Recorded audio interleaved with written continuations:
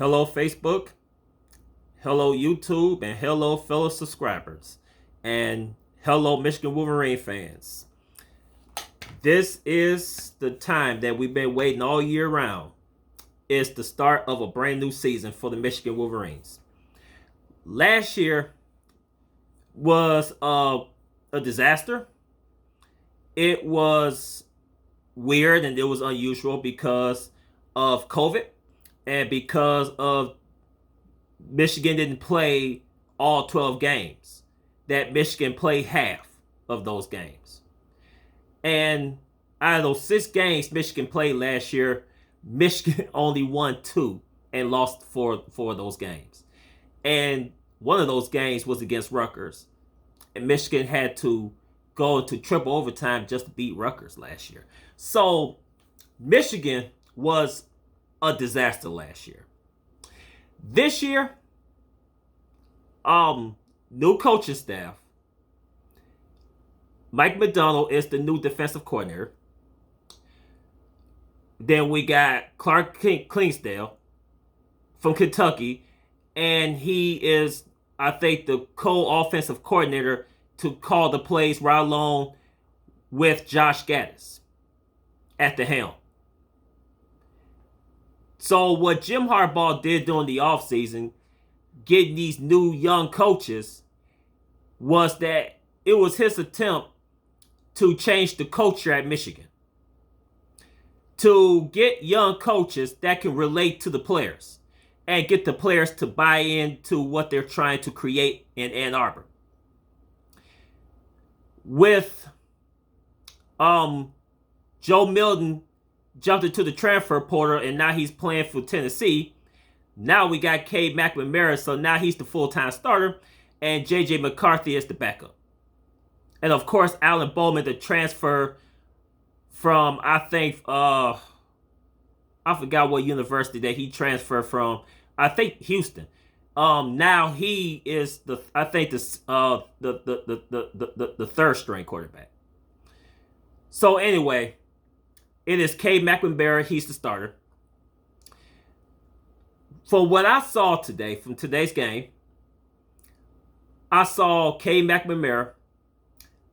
I saw his decision making and his release when he throw the ball down the field to his intended targets.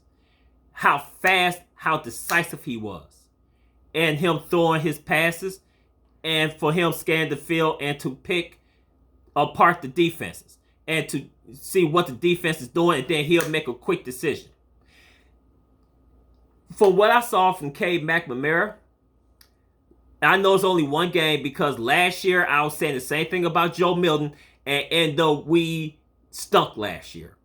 And that's just being nice saying that. But from what I saw from Cade McNamara was that I saw a quarterback. He's confident. Yes, I know it's only the first game. It is against Western Michigan. But I saw Cade McNamara. I saw he was confident. I saw his teammates believed in him. And they had confidence in his abilities for him to throw the ball and for him to make plays when it mattered. That's what I saw from Cade McNamara. He threw some good passes. I don't think he threw any interceptions because I saw the first 3 quarters of the game. And of course, I couldn't see all of the fourth quarter because I had to go to work. So I didn't have a chance to see the rest of the fourth quarter. But from what I saw, he threw no interceptions. He threw a lot of nice short passes. And he threw a couple nice long passes. And one of those long passes, Ronnie Bell, he caught the ball and he ran forward in the end zone, touchdown, Michigan. Then another pass that McNamara threw to Ronnie Bell. Ronnie Bell. I was saying Ronnie Brown. Ronnie Bell. Ronnie Bell caught the ball and he made a one-handed circus catch. And the refs notified the play and said it was offensive pass interference against Ronnie Bell. And I'm looking at this like, are you serious? Because they thought that Ronnie Bell pushed the guy off before he caught the ball. And end up that one-handed catch, that spectacular catch that Ronnie Bell made, the refs took that away from him. And that made the whole entire Michigan Stadium upset because we felt that we was robbed and Ronnie Bell felt that he was robbed from that one-handed spectacular catch that he made. So anyway, we saw our running backs. We saw Hassan Haslam and what he did. And we saw what Blake Corum did. And I have to say, that was a blessing to have Mike Hart to come from Indiana, from coaching their running backs, to come back home to Michigan where he played his collegiate football and to coach the running backs at Michigan. No more Jay Harbaugh trying to coach the running backs, and he never played the position himself. So now we got a bona fide running back coach that can take our running backs and to teach them the right way of how to look for gaps, how to make things happen, or even if they have to block, that they know how to do their assignment. So Mike Hart was a blessing to come back home to Ann Arbor, Michigan. And that's exactly what he did. And I saw, like I said, I saw what Hassan Haslam did. Man, those running backs look good. And yes, it's the first game. And of course, Michigan got a big test coming up next Saturday. It's going to be on primetime TV on ABC at 8 o'clock. It's going to be a night game against the Washington Huskies, so they come to Ann Arbor. And I'm sure that Michigan Stadium, the big house, is going to be filled up to capacity because it's going to be the first big game of the year for my Michigan Wolverines. And Michigan is going to be tested. So from the running backs, I saw that they take their time. They see whatever gaps, then they run through them. They no longer just take the ball and run through the pile, because that you're not going to get too many yards trying to run through the pile or try to run through the line, but to see whatever gap you can see and run through those gaps. And I noticed that's what our running backs is doing now. And they look pretty good today. I must admit, our running backs look pretty good. Now, the sad news. And every Michigan fan that watched that game felt sick to their stomachs when Ronnie Bell went down. After he made that spectacular catch and he went down awkwardly and he was down on the field and the whole stadium was quiet. His teammates were quiet. Someone was emotional because Ronnie Bell was the best player on our offense. And the way that man went down, and I saw Ronnie Bell had the towel over his face, he knew something was up. He knew his knee, it was something seriously wrong. And from what I saw, and I'm not a medical expert or anything like that, but from what I saw, it looks like Ronnie Bell is going to be out for the year. I just hope his football career is not over.